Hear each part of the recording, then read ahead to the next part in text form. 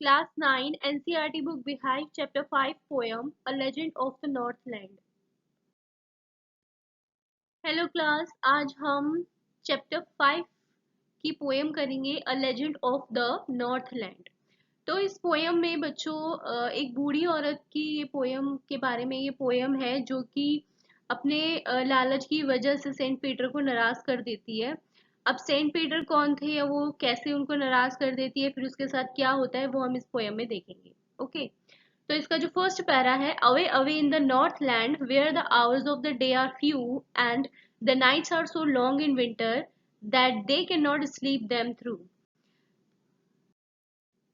तो यहाँ पे ये बताया गया है कि नॉर्थलैंड के आसपास के जो एरियाज थे वहां पर दिन का टाइम जो था वो बहुत कम होता है, क्योंकि यहाँ पर सूरज की जो किरणें हैं, जो रोशनी है, वो बहुत कम टाइम के लिए पहुंचती हैं।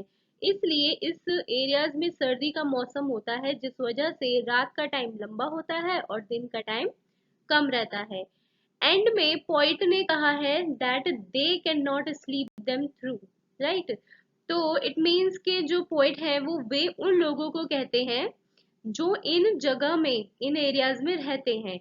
कवि का मानना है कि रात का टाइम इतना लंबा होता है कि लोग अपनी पूरी नींद नहीं ले पाते। बिस्तर पर जाने के बाद अब जैसे वो लोग लेटते हैं, है ना, तो कुछ घंटों की नींद ले लेते हैं, उसके बाद वो फिर से उठ जाते हैं। तो उन्हें वो देखते हैं उठ करके, तो उन्हें जब वो देखते हैं तो उन्हें पता चलता है कि ये तो अभी भी रात का ही टाइम है। यानी जो पोइट है वो इस बात पर जोर देना चाहते हैं कि रात का जो टाइम है वो काफी लंबा होता है। Where they harness the swift reindeer to the sledges when it snows and the children look like bear's cubs in their funny furry clothes। अब यहाँ पर वो बता रहे हैं कि नॉर्थलैंड में बहुत ज्यादा ठंडी होती है, क्योंकि ये एक बर्फीला इलाका है। इस क्षेत्र में, ये जो रीजन है ना, इसमें बारहसिंगा नाम का जानवर पाया जाता है। यहाँ पर लोग हिरन को स्लेज से बांधते हैं और फिर उसे खींचते हैं। जो पॉइंट है वो कहते हैं कि बच्चे जो है वो भालू की तरह दिखते हैं, क्योंकि वो फर से बने हुए अजीब दिखने वाले कपड़े पहनते हैं जो भालू की रोएदार जो त्वचा, जो रुएदार त्वचा होती है ना, उसकी स्किन होती है, उसकी तरह होते हैं। They tell them a curious story. I don't believe this true. And yet you may learn a lesson if I tell the tale to you. अब यहाँ पर पॉइंट ने फर्स्ट लाइन में जो कहा है दे, अब ये दे किसको रेफर कर रहे हैं, वो यहाँ पे दे का मतलब है जो पेरेंट्स है, जो माता पिता है या जो बड़े हैं, उनको बताया है यहाँ पे। और वो और वे का मतलब उनसे उन लोगों से भी है, जैसे कि बच्चे हो गए, है ना, जो है ना, एडल्ट्स हो गए, यंग चिल्ड्रंस हो गए, तो युवा पीढ़ी से भी है। तो नॉर्थलैंड क्षेत्र में जो बुजुर्ग हैं, है ना, जो ओल्ड एज पर्सन है, युवा पीढ़ी है, उनको एक अजीब और दिलचस्प कहानियां सुनाते हैं। यानी मतलब जो बुजुर्ग लोग हैं ना, वो छोटे बच्चों को, और जो युवा लोग हैं ना, उनको अलग अलग तरह की इंटरेस्टिंग स्टोरीज सुनाते हैं। पोइट कहता है कि उसे पता है कि ये जो स्टोरीज हैं वो सच्ची नहीं है, लेकिन ये कहानियां अगर वो अपने जो पाठक हैं, है ना, उनको अगर सुनाएंगे तो शायद वो इससे कुछ सीख सकेंगे।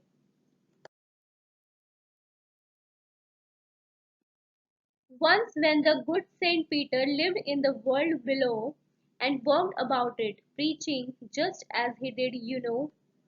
ये जो कहानी है वो सेंट पीटर के बारे में है, जब वो दुनिया में रहते थे और सभी संतों की तरह घूम घूम कर लोगों को धार्मिक उपदेश देते थे।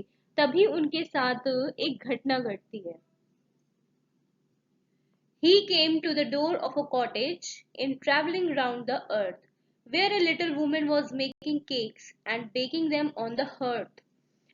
जब सेंट पीटर दुनिया भर में घूम रहे थे और लोगों को धार्मिक ज्ञान बांट रहे थे, है ना, धार्मिक व्याख्यान दे रहे थे, तो वो एक कुटिया के दरवाजे पर पहुंचे, जहां पर एक छोटी महिला, ठीक है, अ लिटिल वुमेन क्या कर रही थी, केक बना रही थी। और वो केक कैसे बना रही थी, भट्टी में केक बना रही थी, ठीक है, बेक करने के लिए उसको। And being faint with fasting, for the day was almost done, he asked her from her store of cakes to give him a single one. अब हुआ क्या था कि जो सेंट पीटर थे वो धार्मिक ज्ञान जैसे बांटते हैं जो संत लोग है ना, दुनिया भर में घूम घूम के उपदेश देते हैं धार्मिक आधारों पे। तो क्या हुआ था कि जब वो पूरी दुनिया में जैसे घूम रहे थे तो उनको पूरा दिन हो गया था, उन्होंने कुछ भी खाया पिया नहीं था, तो उनको एक कुटिया दिखाई दी थी, तो वो वहां पर पहुंचे। अब वहां पर उन्होंने एक महिला को देखा था जो कि केक बेक कर रही थी, है ना। तो कुछ पूरे दिन खाया नहीं था तो वो बहुत ज्यादा भूखे थे और उन्हें बहुत कमजोरी महसूस हो रही थी। तो वो उस महिला के पास गए जो केक बना रही थी, और उसने उस महिला के बनाए हुए काफी सारे केक में से उनसे एक केक मांगा। So she made a very little cake, but as it baking lay, she looked at it and thought it seemed too large to give away. अब वो जो महिला थी जो केक बेक कर रही थी वो एक्चुअल में बहुत ज्यादा क्या थी, स्वार्थी थी। उसने बने हुए केक में से एक भी केक नहीं दिया, है ना। मतलब उसने काफी सारे बना रखे थे लेकिन उनमें से एक भी नहीं दिया उसने। इसके बजाय उसने क्या करा कि उसने सेंट पीटर के लिए बहुत छोटा सा केक बनाने का सोचा। तो जब वो बना रही होती है, वो अपनी चीजें किसी के साथ बांटना नहीं चाहती थी सबसे पहले तो। लेकिन जब उसने वो केक पकाने के लिए रखा तो उसको देख करके जो वो लेडी थी, है ना, जो वो महिला थी, उसको लगा कि ये तो बहुत बड़ा है, मैं इसे किसी को नहीं दे सकती हूँ। Therefore she needed another and still a smaller one, but it looked, when she turned it over, as large as the first had done. इसीलिए अब उसे उसने जो पहला वाला बेक करा वो उसको बड़ा लग रहा था देखने में। उसने कहा कि भाई मैं तो ये नहीं शेयर कर सकती, मैं नहीं दे सकती ये। तो इसलिए उस कंजूस महिला ने फिर से एक और छोटा केक बनाना शुरू किया। जब उसने उस केक को देखा तो फिर उसको लगा दोबारा से कि ये पहले वाले से भी, मतलब पहले वाले के जितना ही बड़ा है। इसलिए वो अभी भी सेंट पीटर को ये केक देने के लिए रेडी ही नहीं थी। Then she took a tiny scrap of dough and rolled it flat and baked it thin as a wafer, but she couldn't part with that. अब तीसरी बार महिला जो थी, वो जो लेडी थी, उसने बहुत थोड़ा सा आटा लिया और उसको बेल दिया उसने। तो पॉइंट का ये कहना है कि वो जो लेडी थी उसने इस बात पर जोर देने के लिए कि आटा, मतलब वो इतनी ज्यादा मतलब लालची थी कि एक तो उसने बिल्कुल थोड़ा सा आटा लिया इस बारी, है ना। और उस आटे को मतलब बेलती चली गई, इतना पतला उसने उसको बेल दिया, इतना थिन कर दिया, बिल्कुल एकदम वेफर की तरह। ठीक है, और इतना पतला उसको बना लिया और फिर उसको सेक लिया। सेकने के बाद लेकिन इसके बावजूद भी उसको सेटिस्फेक्शन ही नहीं थी। तो वो इतनी ज्यादा लालची थी कि रोटी का वो एकदम पतला सा टुकड़ा, बिल्कुल वेफर जैसा, वो भी वो संत को नहीं दे पाई अपने लालचपन की वजह से। For she said, my cakes that seem too small when I eat of them myself are yet too large to give away, so she put them on the shelf.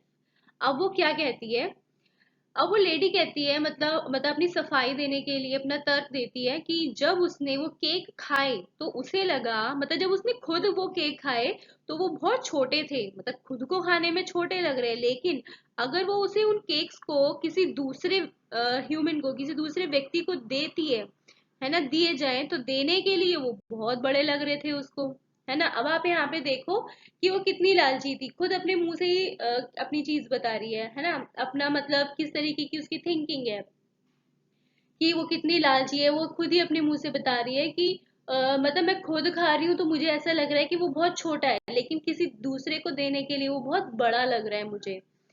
उसने सारे केक अपनी रसोई की जो शेल्फ थी उस पर रख दिए और उसने सेंट पीटर को एक भी केक नहीं दिया। Then good Saint Peter grew angry, for he was hungry and faint, and surely such a woman was enough to provoke a saint. Saint Peter पूरे दिन से भूखे प्यासे थे, उन्हें कमजोरी भी महसूस हो रही थी, है ना, वीकनेस लग रही थी उनको। और जबकि उन्होंने खुद मांगा खाने के लिए, मांगने पर भी वो जो लालची औरत थी उसने उनको एक छोटा सा केक भी देने को राजी नहीं थी, वो है ना, एक भी केक नहीं दिया। तो लालची महिला के इस बिहेवियर से सेंट पीटर को बहुत गुस्सा आया था। And he said, "You are far too selfish to dwell in a human form, to have both food and shelter and fire to keep you warm." अब इस गुस्से में उन्होंने क्या करा कि सेंट पीटर ने उस महिला को श्राप देते हुए कहा कि वो बहुत स्वार्थी है, तुम इंसानों की तरह जीने के लायक नहीं हो। उन्होंने कहा कि भगवान ने तुम्हें खाने को गर्म करने के लिए, भोजन को है ना गर्म करने के लिए आग दी है, रहने के लिए आश्रय दिया है, जगह दी है, छत दी है, लेकिन तुम अपने पास मौजूद जितने भी रिसोर्सेज हैं, है ना, मतलब जितनी तुम्हें सुविधा मिली हुई है, तुम्हें संसाधनों, है ना, संसाधनों के लिए तुम उतनी ज्यादा उनके लिए स्वार्थी होती जा रही हो, जिन्हें तुम किसी के साथ बांटना नहीं चाहती। Now you shall build as the birds do, and shall get your scanty food. अब सेंट पीटर ने उसको श्राप तो दे दिया, लेकिन वो श्राप क्या था कि वो एक पक्षी बन जाएगी, है ना, पक्षी बन जाएगी, क्योंकि वो मानव रूप में, है ना, मनुष्य रूप में रहने के लायक नहीं है। By boring and boring and boring all day in the hard dry wood, वो क्यों, क्या कहते हैं कि जैसे कोई पक्षी, कोई बर्ड जंगल में अपने रहने का ठिकाना ढूंढता है ना, तिनका तिनका इकट्ठा करता है, उसके बाद अपना अपने लिए रहने को घर बनाता है, राइट, और पूरे दिन कड़ी मेहनत करके कम ही भोजन इकट्ठा कर पाता है, मतलब पूरे दिन मेहनत करता है, लेकिन उसके बावजूद भी बहुत थोड़ा सा ही उसे खाने के लिए मिल पाता है। उसी तरीके से वो भी पूरे दिन, वो जो महिला थी, ठीक है, लालची महिला जो थी, वो भी इसी तरह पूरे दिन मेहनत करके अपने लिए सूखी रोटी का इंतजाम करेगी, और रहने के लिए जंगल के पेड़ों की जो लकड़ियां हैं उसमें मेहनत करके वो घर बनाएगी। तो ये उसके लिए एक तरीके से सबक होगा। Then up she went through the chimney, never speaking a word, and out of the top flew a woodpecker, for she was changed to a bird. अब जब सेंट पीटर ने जैसे ही उस ग्रीडी लेडी को श्राप दिया, तो उसे अपनी तरफ से बोलने का मौका ही नहीं मिला, क्योंकि जैसे ही उन्होंने उसको श्राप दिया, ठीक उसी वक्त ही, एकदम जस्ट उसी वक्त, वो चिमनी के रास्ते से छत पर चढ़ गई और पक्षी का, मतलब एक बर्ड के रूप में कन्वर्ट हो गई, और बर्ड बन के वो बाहर उड़ गई। सेंट पीटर के श्राप ने उस वुमन को पक्षी में बदल दिया। She had a scarlet cap on her head, and that was left the same, but all the rest of her clothes were burned black as a coal in the flame.